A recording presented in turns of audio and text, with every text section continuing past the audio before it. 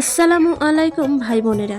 আজি এমন একটা পিঠার রেসিপি দেখাম যা দেখিলে মেহমানরা ভর্কি খেয়া যাবে।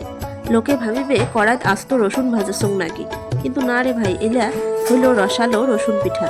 প্রথমে নারিকেল কোড়া আর গুড় দিয়া পাক করিয়া একটা নারিকেলের পুর বানিয়ে নিন। এই নারিকেলের পুরটা হইল পিঠার আসল জান। পাক যেন আঠালো হয়। তারপর কড়াইত এক বাটি ও হাফ বাটি পানি দিয়া গুঁড়া দুধ মিশিয়া জাল করি হাফ বাটি সুজি ও হাফ বাটি ময়দা দিয়া নাড়ি চাড়ি একটা ডো বানিয়ে নাও।